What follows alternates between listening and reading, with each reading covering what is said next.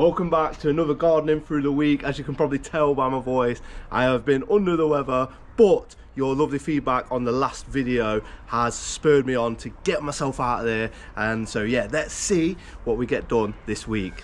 So first of all, I received some compost, so I quickly gave that a check, and tell you what, peat-free compost is just getting better and better. This one feels insane. I was very happy with it and will be using it going forward. Got back to planting bulbs. Yes, you heard me right. So I thought I would get these troughs planted, and my idea was that I'd bring the troughs over, and then I realised how heavy they were as I was coming up to the bench, so that really took it out of me.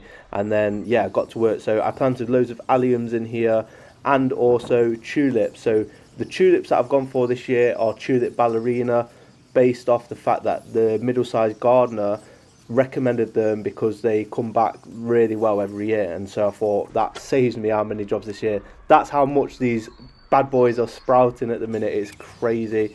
But yeah, made light work of this, and I just felt I was getting really in. Do you know when you get in a rhythm?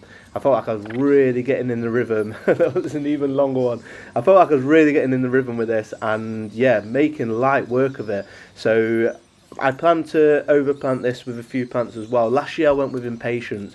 The patio gets loads of sun to begin with, and then through the summer gets less sun, so I have to take that into account.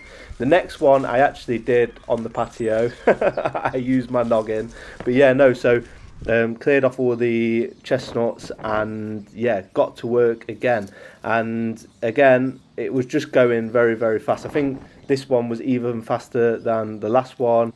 So over the last few years, I've planted tons of bulbs in my garden, but majority of them have been in other areas of the garden. So this year it's going to be really cool to see the patio glow up of tulip flowers and alliums and stuff. I've got them in these troughs. I did the bulb lasagnas the other week, and I did some other pots that you will see in a minute.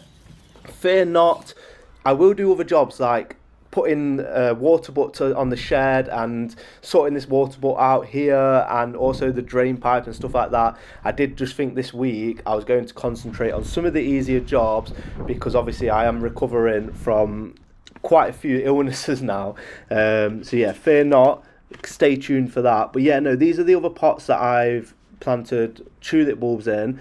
Now these have got peonies in, both of these, and basically you can see me here trying to prise the peony up because they don't like to be sort of planted too deep. And so I basically pulled them up a little bit because they'd sort of dropped over the years, and then yeah, put some compost underneath, and then got to planting the tulip bulbs around, which you will see in a minute. Here we go. So yeah, started planting the tulip bulbs around, so that will just give these two pots a little bit of interest as well before those peonies actually come up, which yeah, it will be absolutely ace. And I think that's what I'm sort of learning sort of over the years, is what sort of pots and what sort of areas need sort of little bits and bobs in other months while you're waiting for something else to come up. Do you know what I mean? I think that's the hardest thing I think about gardening, is that sort of sequential sort of flowering and plants and having sort of interest in your garden all year. So then I realised I had some more bulbs. I thought I was down to the final 5 tulips and the final packet of daffodils, and then I remember Jenny sent me those. So I planted these in this pot. This is like a pot that had a formium in originally that died off, that I tried to sort of yeah, plant in there. It just hadn't worked. So what I did is I planted them round the outside again, so that if I did plant something in this pot, I could just sort of plant it in the middle. And I actually planted a tulip bulb and an allium in each hole. So I don't know whether that's horticulturally correct, but sometimes I'm just crazy and I just make my own gardening rules. I don't know what you guys think of that. But yeah, hopefully it will be okay and it will flower. And then I thought about actually planting bulbs into here, which these go on the fence, but it was just too sort of soggy, so I decided that the bulbs might actually rot. So I had 5 tulip packets left and 1 daffodil packet, and yeah, went up this end of the garden because, or into the middle of the garden, because a lot around here there's a lot of alliums and stuff like that, and so yeah, I just thought they'd look great there. So I got to work, and you can see I really got into a rhythm of, yeah, just getting these bulbs in. And there were a few times where I did go through past year's bulbs, unfortunately. In these two little troughs, there's tulips from that I planted last year.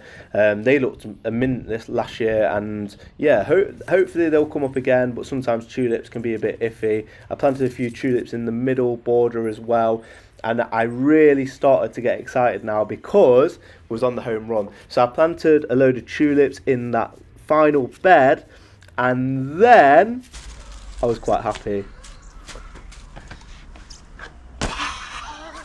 At the time, you think you look really cool in your head. Yeah, the celebrations continued. And then I got on to rose pruning. So with roses, if it's sort of a little bit bigger in one sort of area of the rose, I'll take off like up to a third of it. And yeah, in other areas you can see the rose behind. Yeah, did you see what it did to me? Yeah, I feel a little bit violated. But yeah, no, so started, I always make sure I take the leaves off, anything that's dead. And yeah, just I find that if I make sure that there's no leaves, this really helps with black spot. And yeah, just try and just let it have a good shape. Obviously climbing roses are a little bit different. I was really pleased with how much this one had grown, so hopefully this year this one really sort of starts to climb over behind where that seating is. That will look really cool, especially with the planters on top, and then they'll be planted up, and I'm planning to paint the fence as well. And then I hadn't done this for so long, I didn't zoom in because I don't know how you guys would feel about sort of seeing this, because it is quite minging, but the compost is sort of really starting to take shape, and this is a massive achievement for someone like me who is very much a city boy. Yeah, like doing this is amazing, but I hadn't done it for a while, so it was pretty minging, as you could see by my face. Yeah, so I took the worms in, and yeah, that was that.